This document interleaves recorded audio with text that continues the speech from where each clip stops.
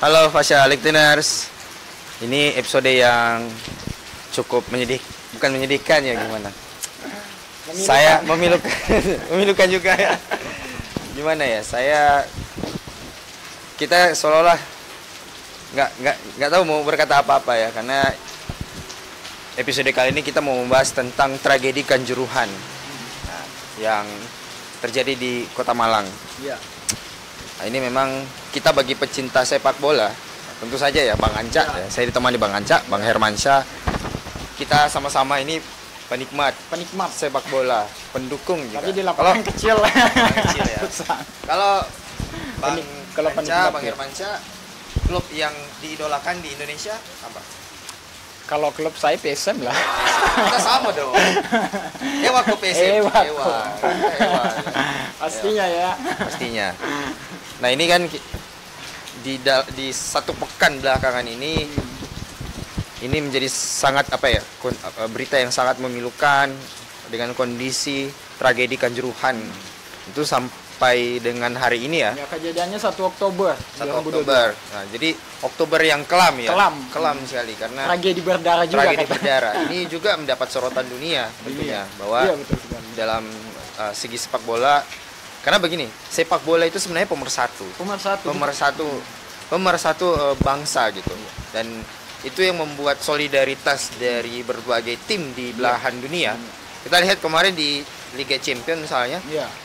Itu mereka semua sebelum pertandingan itu mengheningkan cipta. Itu mengheningkan cipta untuk apa yang terjadi di Kanjuruhan, Kanjuruhan Stadion. Prihatin dengan apa yang terjadi di Indonesia. Nah, ini memang Oktober yang kelam dan tentu saja bahwa kita berharap kita terus mendoakan korban-korban yang telah berjatuhan. Itu sampai dengan hari ini itu ada kalau data dari pemerintah ya, data dari Humas Polri yang koordinasi dengan Dinas Kesehatan itu ada 131 korban itu yang meninggal dunia. Kalau korban yang luka-luka itu yang dirawat rumah sakit setempat dengan yang dirawat di rumah itu kurang lebih 323-an ya. Menurut data ini. Kalau data itu kan artinya kan sampai saat ini masih data itu yang ada yang berkembang. Data itu kan masih bisa berubah-ubah ya, tergantung informasi yang masuk ke Polri, Humas Polri maupun dari Dinas Kesehatan. Bisa saja bakal bertambah juga. Nah, kita kan belum tahu nih. Hanya update terbaru ada 131 ya. Per 5 Oktober kayaknya. Per 5 Oktober. Nah itu. Nah dari kejadian yang terjadi nih di Kanjuruhan. Iya. Ini kan banyak isu yang berkembang, banyak desas-desus yang berkembang, opini-opini ya, entah itu opini liar ataukah ya, kita belum bisa tahu gitu ya, spekulasi dan lain sebagainya. Tapi memang dari kejadian ini presiden itu bahkan sampai menunjuk tim pencari fakta gitu ya.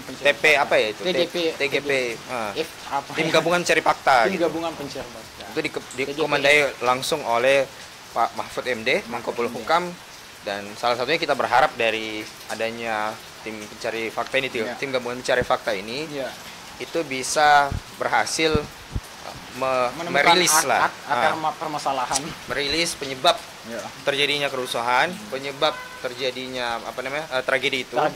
Siapa yang bertanggung jawab, ya kan? Siapa yang harus bertanggung jawab? Dan pastinya kita berharap pemerintah juga memberikan memberikan restitusi ya kepada keluarga korbannya, termasuk pada korban-korban yang luka-luka. Kemarin presiden sudah turun langsung ya. Menpora melakukan santunan. Artinya dari pemerintah sudah ada yang memberikan ya. Alhamdulillah. Nah ini kalau kita berbicara dari sisi hukumnya ya. Kita berbicara dari sisi hukumnya. Ini kan ada regulasi dari FIFA juga. Ada regulasi dari FIFA, ada juga regulasi dari Indonesia. Nah, ada undang-undang keolahragaan ada di Indonesia, ada undang-undang keolahragaan. Kemudian kalau di dalam stadion, dalam pertandingan resmi berlaku aturan dari FIFA. Nah, tentu saja di dalam sepak bola, di dalam stadion itu aturan FIFA lah yang ibarat kata kedaulatannya itu kedaulatannya FIFA. Otoritas tertinggi sepak bola dunia itu ada di FIFA. Nah, gitu. Nah, ada satu hal yang saya ingin garis bawahi ya. Betul. di FIFA itu kan ada pasal di aturan tentang security ya, stadion security, security. Itu di pasal 19B ada aturan tentang no firearms and crowd control gas are used or carried out. Betul. Nah, itu tidak boleh ada larangan pengamanan menggunakan senjata api ataupun menggunakan dengan gas air mata. Ini ditujukan kepada tim pengamanan ya. Entah itu dari tim pengamanan stadion atau dari aparat penegak hukum yang melakukan pengamanan. Nah, ini kalau kita lihat kenapa sih yang terjadi di stadion itu polisi itu menggunakan gas air mata di situ. Itu yang menjadi tanda tanya besar. Ya. Itu fakta-fakta baru juga ya. Kalau kita melihat misalnya dari rilisan beberapa berita yang masuk, itu ada informasi bahwa sebelum pertandingan itu sebenarnya tidak ada diinstruksikan kepada polisi dari Panpel dan segala macam, Panpel, TNI dan polisi, mereka udah melakukan apa ya istilahnya itu briefing gitu kan, bahwa tidak boleh ada itu.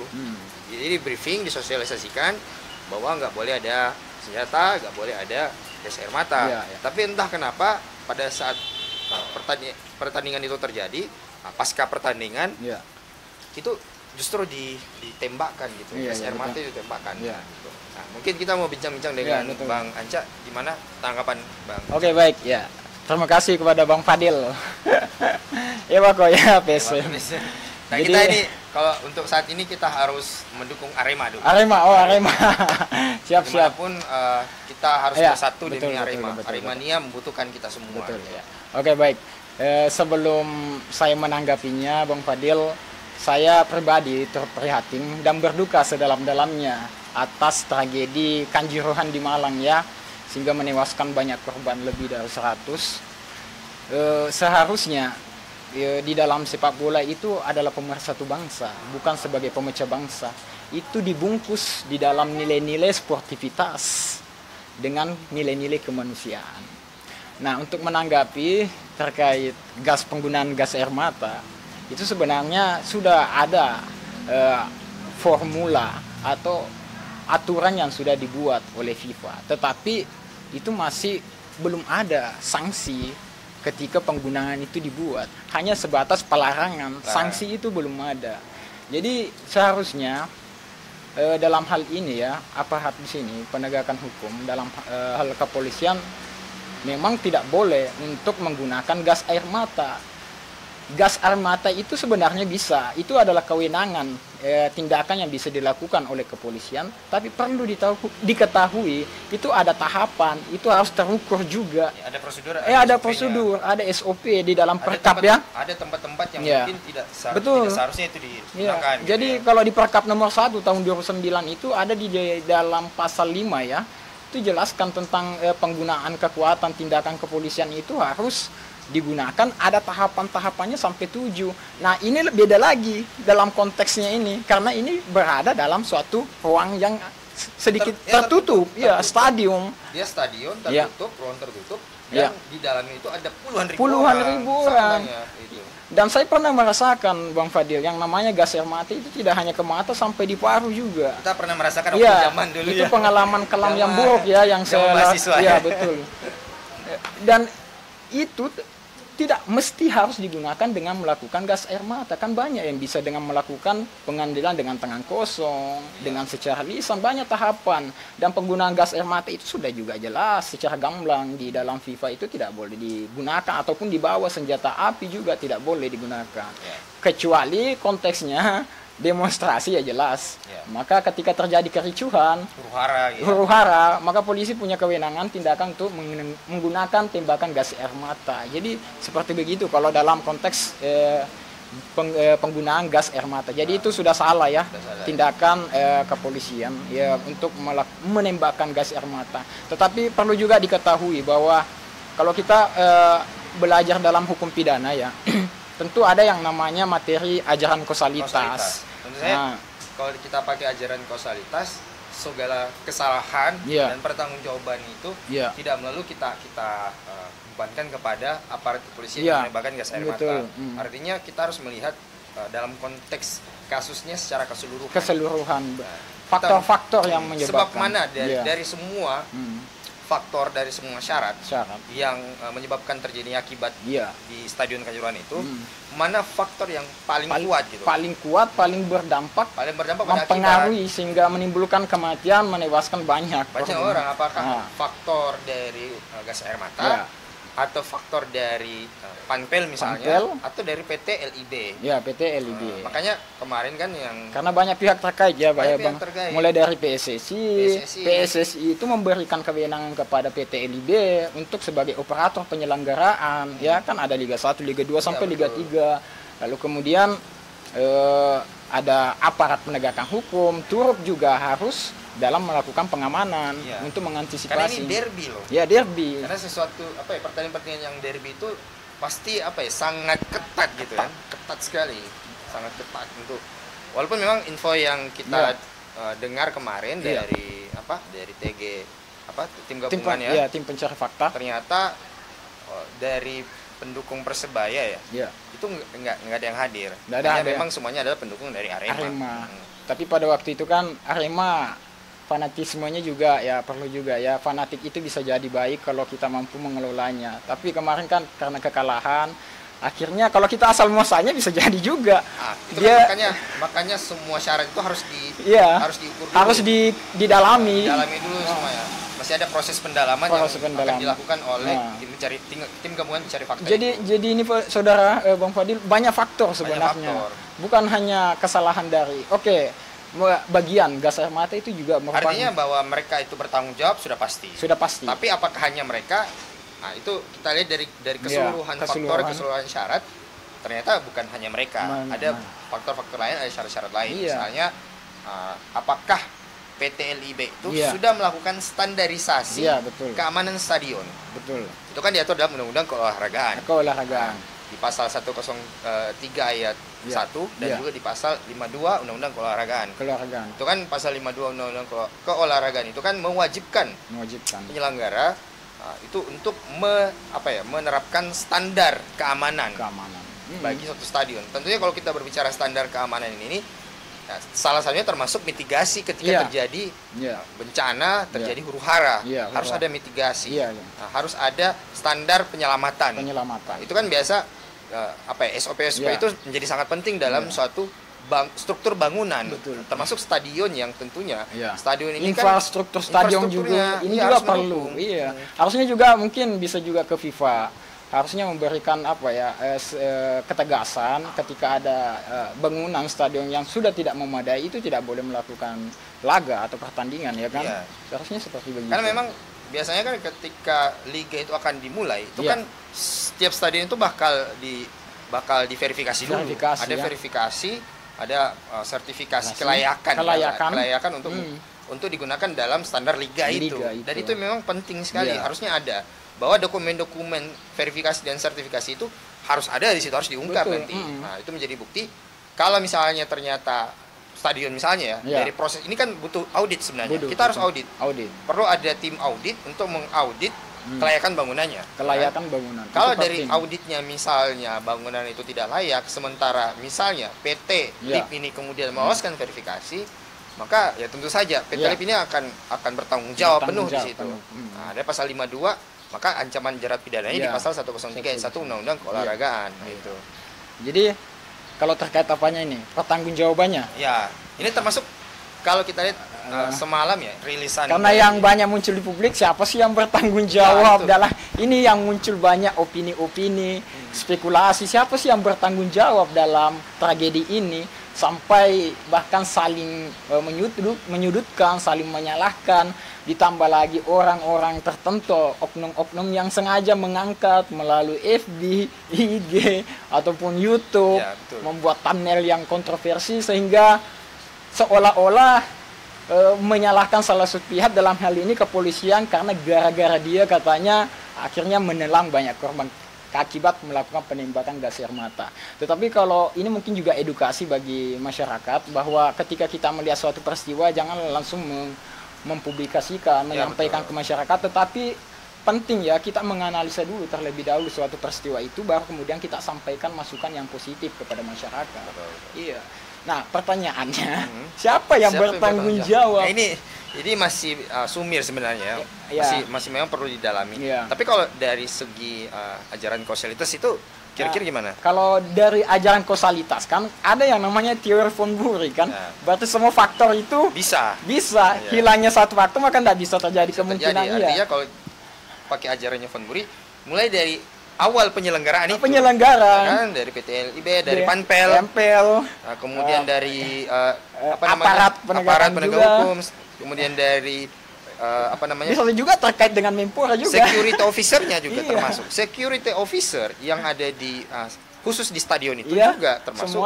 Semuanya harus bertanggung jawab. Dari aparat, dari termasuk tadi yang disebutkan itu banyak pihak yang bisa dijerat gitu. Cuman kalau kita gunakan ajaran lain, individualisasi, karena maka di ajaran konstitusi itu ternyata banyak teori. Banyak teori, ada 4. Cuma saya mungkin lebih kepada yang 2 ini, yang individualisasi. Artinya kalau kita gunakan teori ini dan beberapa putusan banyak ya, hakim-hakim menggunakan teori individualisasi dengan menggunakan logika kuat. Akhirnya ya yang diambil itu faktor yang paling berdampak, yang paling kuat. Causa proxima di situ. Mana faktor yang paling besar dampaknya? Dampaknya itu secara langsung akan mengarah kepada akibat itu. Nah, itu memang yang sekarang dengan ajaran kausalitas itu didalami. Dan akhirnya beberapa komando Brimob itu dipecat. Dicopot. Sekarang kan ada sidang etik juga ya. Sidang etik. Semuanya bakal di sidang etik juga. Baik dari hukum positif dalam hal ini hukum pidana itu harus tetap dijalankan, maupun dalam hukum sepak bola, karena ini persoalannya di sepak bola, terjadi di sepak bola, maka kita tidak boleh juga lupakan hukum sepak bolanya itu. Hukum keolahragaan. Tidak hanya bahwa pampelnya itu diberikan sanksi, tidak akan bisa lagi seumur hidup aktif dalam menyelenggarakan sepak bola di Indonesia. Itu sangat ringan menurut saya. Betul. Tentu harus ada regulasi yang benar-benar bisa ke depannya untuk mengatur agar tidak terjadi tragedi yang lain-lain lagi. Dulu saya masih ingat kasus yang pernah terjadi di dunia ya. Pernah ada tragedi Heysel. Itu waktu itu gelaran Liga Champions antara Juventus melawan Liverpool. Jadi betul. Dulu hooligans dari pendukung Liverpool itu menyerang pendukung Juventus waktu itu. Betul. Akibat dari kerusuhan itu, maka tim-tim dari Liga Inggris itu kemudian disanksi. Jadi kerusuhan itu menyebabkan sanksi administratif kepada klubnya. Klub. Ya, gitu. Kalau kita buat tindakan itu harus dikeluarkan dari keanggotaan. Betul. Biar ada efek jerah. Nah, kalau dikeluarkan dari keanggotaan, bagaimana dengan ketua PSSI misalnya? Sekarang kan kalau ketua PSSI didesak untuk mundur. Iya, kan ada info terbaru, ada petisi yang banyak orang tanda tangan ini. Udah banyak sekali orang. Bahkan yang menarik, pasca tragedi kerusuhan di Kanjuruhan, Ketua PSSI mengeluarkan putusan menjatuhkan sanksi kepada klub Arema untuk tidak melakukan laga kandang di. Betul. Tapi menurut saya itu putusan yang begitu cepat, artinya yang bisa dikatakan salah. Iya, karena kenapa? Dia tidak punya hak untuk melakukan suatu sanksi. Yang berhak untuk menjatuhkan sebuah sanksi itu kan di dalam PSSI itu kan ada yang namanya komisi yudisialnya. Ada 3 di situ, komite etik, komite disiplin dengan komite bidan. Nah, dialah yang pantas untuk menjatuhkan sebuah sanksi. Nah, menurut saya juga ini salah yang dilakukan oleh Ketua Umum PSSI karena dia sudah melanggar kode etik juga. Iya. Tapi harus diberikan sanksi juga. Supaya dia kena sanksi secara administratif itu perlu kekuatan dari FIFA sebenarnya. Iya, perlu betul. Perlu kekuatan dari FIFA. Karena FIFA itu adalah otoritas paling tertinggi. Gitu. Tapi kalau untuk yang lain mungkin ya, misalnya kemarin ini kan ada rilisan dari Kapolri, udah ada tersangkanya ya. Udah ada 6 orang lah. Yang terbaru ini ada 6 orang. Dalam konteks hukum pidana. Hukum pidananya. Jadi ada dari PT LIB ya, dirutnya langsung, direktur, panpelnya, kemudian ada dari Polda, ada dari Polres. Ya, ada Polres itu dicopot, dinonaktifkan atau dimutasi ya, mutasi. Jadi ada 6 orang itu, yang dari aparatnya itu dijerat pasal 359 dan 360 KUHP. Nah, itu kan kelalaian yang menyebabkan matinya orang. Jadi kelalaian yang dilakukan oleh aparat penegak hukum itu menyebabkan orang banyak yang mati. Ada akibat kematian di situ. Sementara di untuk yang PT LIB sama dengan Panpel itu, mereka dijerat undang-undang keolahragaan karena standarisasi itu, administrasi yang mereka lalai dengan administrasi itu, maka berakibatlah mereka juga kena jeratan pidana. Nah, itu. Sanksi juga yang saya lihat itu di Pampel kan itu panitia pelaksananya kan kalau kita lihat siapa ya namanya itu, kan 2011 kemarin dia dikenakan sanksi juga. Sanksi selama 20 tahun. Betul. Nah, yang jadi pertanyaan ini juga suatu dia, fakta baru. Kok bisa terlibat lagi, bisa aktif lagi? Ya kan? Ini kan jadi fakta-fakta baru lagi. Ini... Bahwa ternyata struktural di dalam keorganisasian itu PSI ternyata ada hal-hal yang perlu di cross check lagi, lebih dikuliti lagi lebih dalam.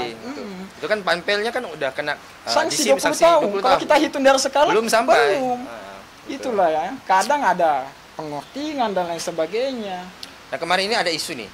Jadi kan Komnas HAM juga itu ikut terlibat di situ. Ya, Komnas HAM. Untuk melakukan penyelidikan. Ya, buat tim juga. Buat tim juga. Nah, ada indikasi kalau Komnas HAM turun berarti boleh jadi ada indikasi ini adalah pelanggaran HAM berat misalnya. Pelanggaran HAM berat. Betul. Karena ini extraordinary, berarti ini berbicara moral juga. Karena di situ kan ada tindakan dari aparat aparat dari negara di situ.